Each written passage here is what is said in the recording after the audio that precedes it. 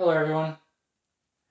Today I'm starting a new YouTube series and it's called From Chaos to Peace, leading kids away from anger and behavior issues.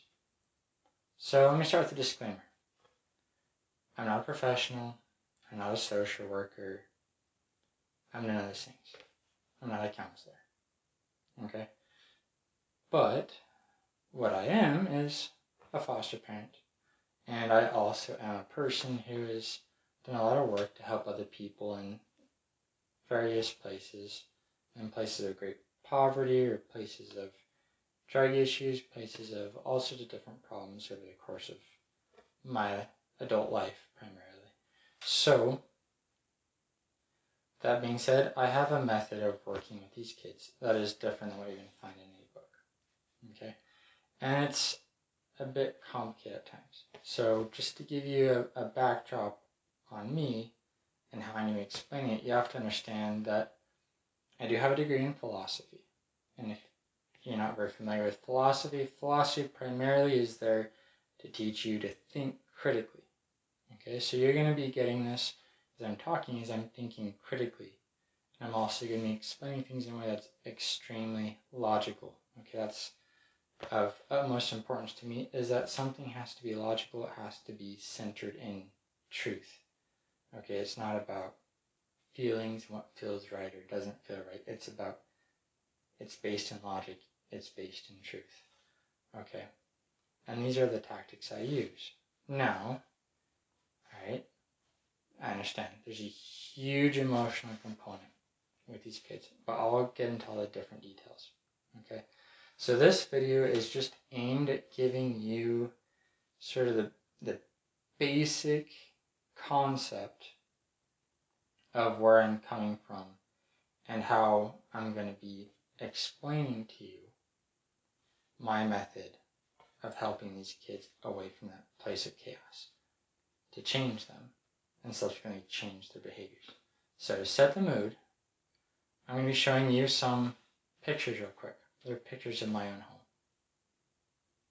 So looking at these slides, you can see some serious damage has been done to my house. Okay, so this is one instance that has occurred in my house of complete and utter chaos from a kid dealing with anger and all sorts of issues going on. Now, I have, over the course of a year, called the cops well over a dozen times. Okay? So you can see what I've had to deal with very frequently. So this is the position I'm coming from, is a position of someone who cares, who loves these kids, who's willing to allow a kid to do this to my house, and yet I still have that kid. The kid who did all this damage is still with me. Okay. So now I've given you that backdrop. Let me explain to you how I've helped guide a kid who was in this state of chaos into a place now where, although he's not perfect at all, he's way more functional in society. In fact, you might even say he is perhaps normal or close to normal as far as, all teenagers carry issues, and the issues he has now are definitely far more on the normal end of what you'd expect for a kid of his age. So, what's my methodology? What's the backdrop behind how I've worked with this kid? Well, to start off with, there are two factors that influence us in our decision making. Okay, there's the emotional factor, and that's oftentimes what we find with a lot of these kids, especially the younger ones. Then there's the intellectual factor. Okay, so with our teenagers, we'll get more of the intellectual factor in their decision making. With younger ones, we get more of the emotional factor, but always the two are at play. So, how do I work with these two things? And how do I work with these two things to change a kid? Well, let's look into what I'm actually trying to do. So just so you know, what I do is far different than what any paid professional would do. In fact, I would even say that what I do is something which a paid professional cannot do, which is why they don't do it. But I also firmly believe it is far more effective. You'll see with a lot of different counseling centers and the different institutions that are trying to help these kids is it's all about behavior modification, behavior management. Okay? Well, behavior is on the bottom end of what my priority is. I'm not focused, as in the first thing I'm looking at, I'm not focused on changing the behavior. What I'm looking at is how to change the kid. So if I change the kid, the behavior will follow. But if I just change the behavior, then the kid didn't change, just the behavior changed. Okay? Which means it's not permanent. I want a permanent change, not just a band-aid on a big problem. A lot of people, a lot of the focus I see with the different videos and things is the focus is, I don't want the kid to blow up. I don't want the kid to blow up, Everything they can do just to keep the chaos from happening. Right? Well, my position isn't to prevent the chaos from happening. My position is to get that kid to see that that chaos isn't what they want. That chaos is something that they want to reject and they want to push away from. In other words, the kid will change. And as the kid changes, the behavior changes. I'm not focused on the behavior. So, how do I do this? Well, I'm going to obviously go into more detail in the following videos. This video is just meant to give you a basic idea of how I look at things and of how I'm working with things. And if you agree with it, or if you want to learn more about it, continue watching the rest of the videos. If you don't agree with it, you want to do things the more established, sort of normal way, then go that route.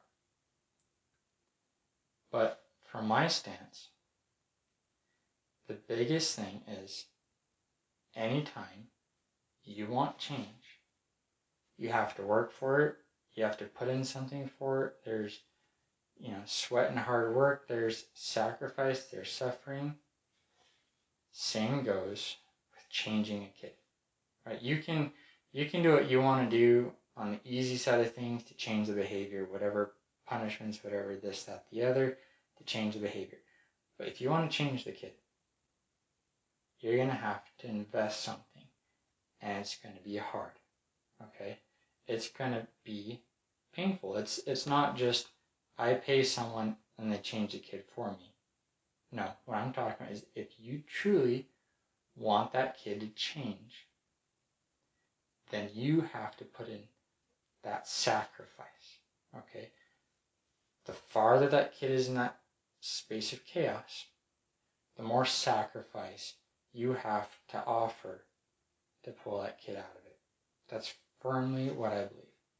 In fact, I firmly believe that the chaos that this particular kid has put me through is part of what helped me to pull him out of that state.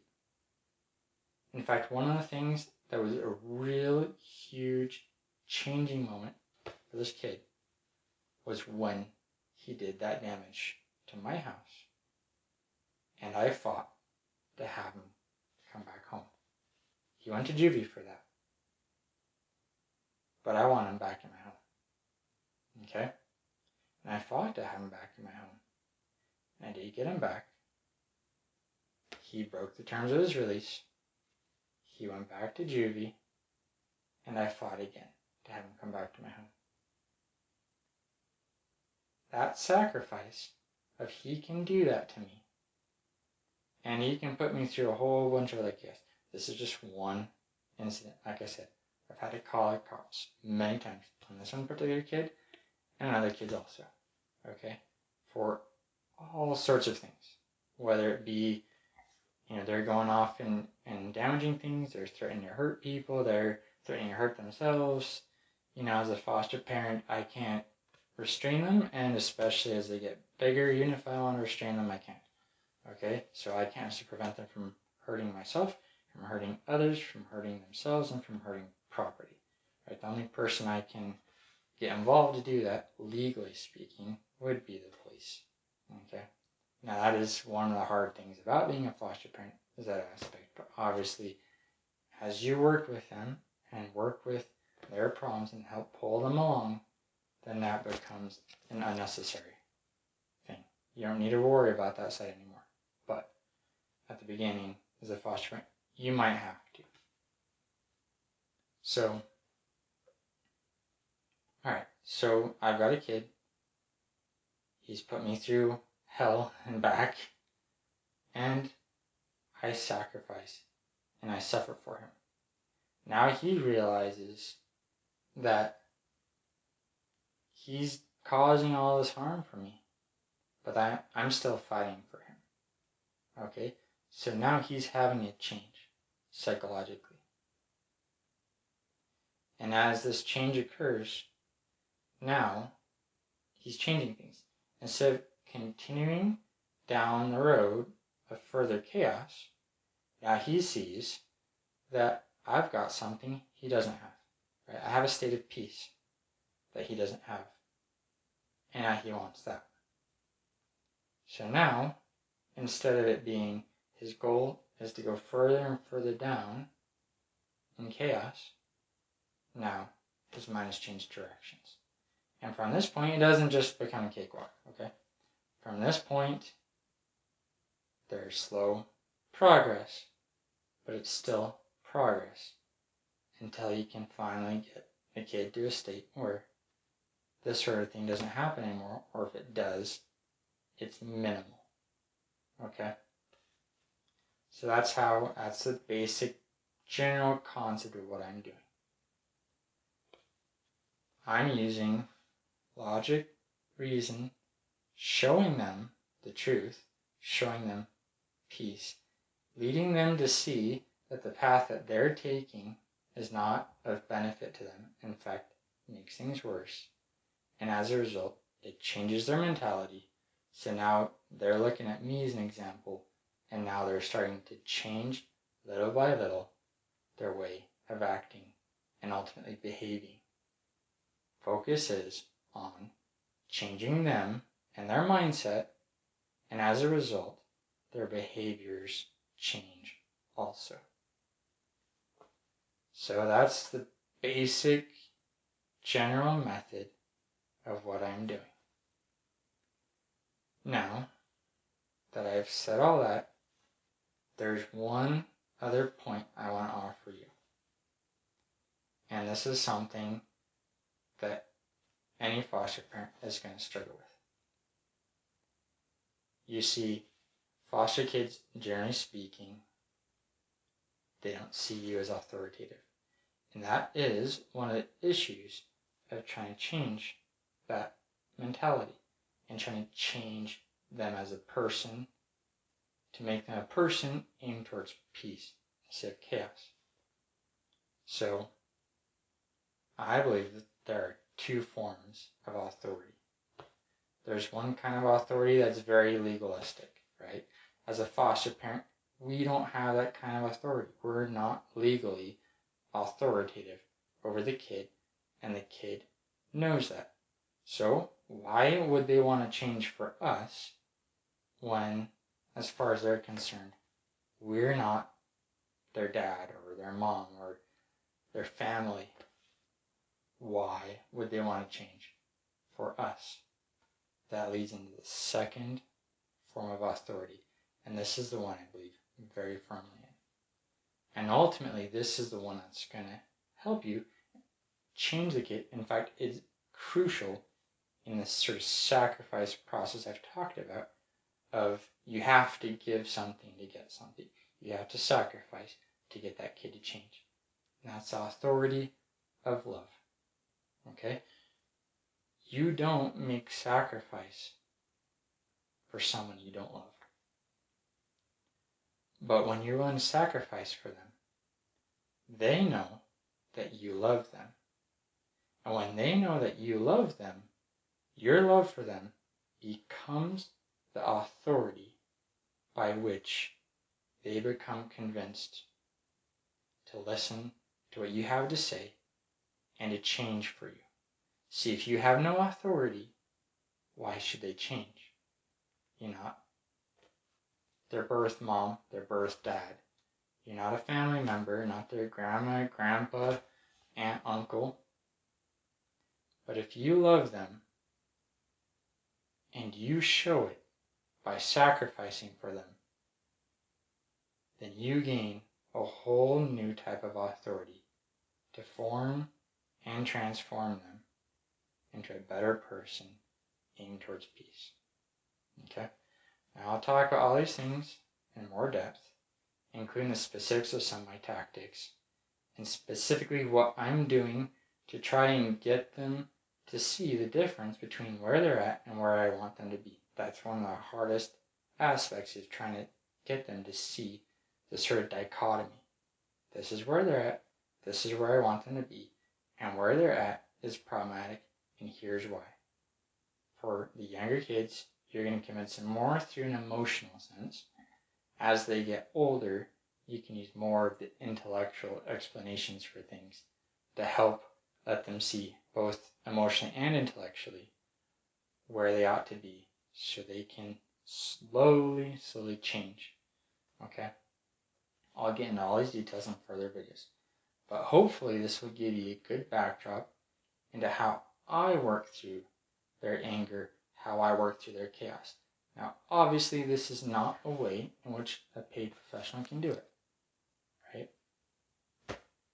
Because I work off the authority of love. Those paid professionals work off of this other form of authority, usually, right? They don't offer their services for free, you know. Well, yes, I might be a foster parent and I might receive some stipend and money for it, but at the end of the day, I can make more money not being a foster parent and working longer hours in different jobs, okay? But through sacrifice, I show them I love them, and through that love, I gain the authority to change them. Thanks for watching this video, and I'll do my absolute best to get you more videos as soon as I can. Now, no promises it'll be as quick as you want. I have a very busy life. But I hope you enjoyed it, and thank you for watching.